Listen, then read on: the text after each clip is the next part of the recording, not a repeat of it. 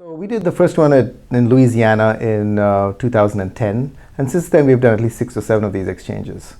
It's not as easy as we would like it to be, but every time we can find an incompatible pair that's willing to participate, we put them in. So currently we have almost 40 to 45 incompatible pairs that are on our computer program waiting for a swap. There are several ways of doing this, and ideally, in an ideal situation, you would like to have all the transplants happening at the same time so that no one person can back out and make the whole chain fall apart.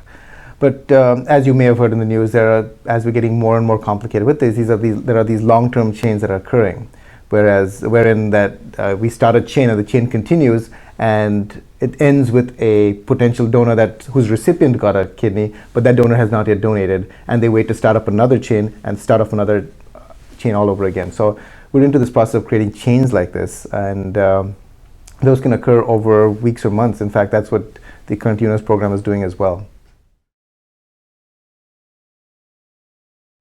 So for a donor, they get a complete medical evaluation, and aside from the other evaluations, to make sure that this should not affect them in any significant way after the surgery.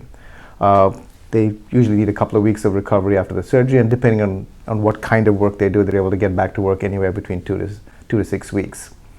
It really should have no long-lasting effect on their lifestyle or their health or their lifespan, as long as they stay healthy. There are restrictions we tell them, of course, the biggest one being that they have to make a commitment for themselves to stay healthy.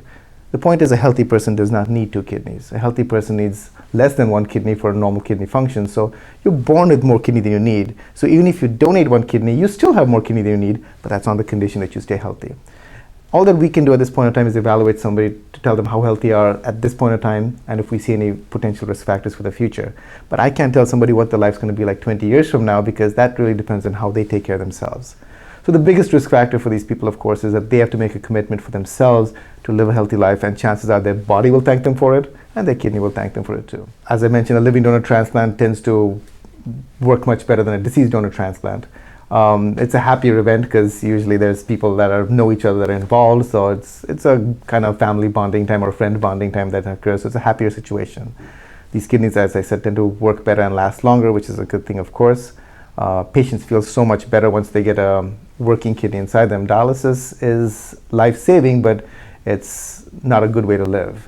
So people can tell the difference. They feel so much better. They have much more energy in their life, and their lifespan is extended by having a kidney transplant rather than staying on dialysis. So it is as much as people like to say it's a life-enhancing surgery, I like to think of it as you actually, more than enhance somebody's life, you've actually saved their lives.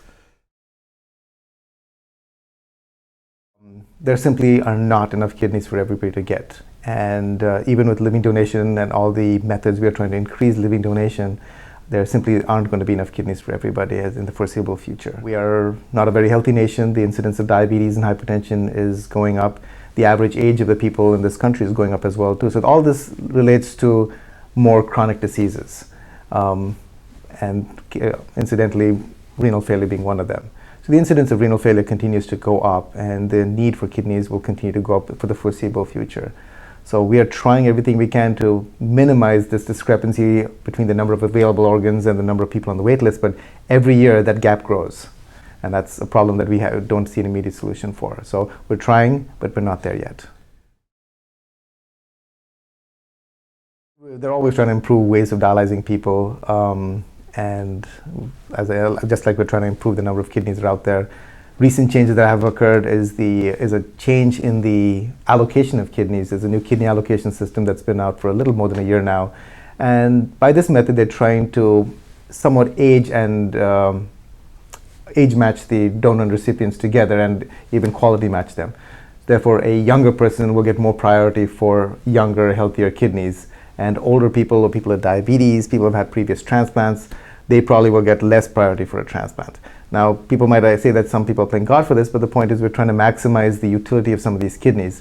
And that's the reason that this was done. That hopefully will extend the life of some of these kidneys. And what we don't want to happen, what we were seeing before, is there were a lot of people dying of old age with a functioning kidney in them. And the thought process being that if that kidney was in a younger person, maybe that kidney would have lasted longer, and we could have got more years out of this kidney. So we have to think of it from that perspective as well too.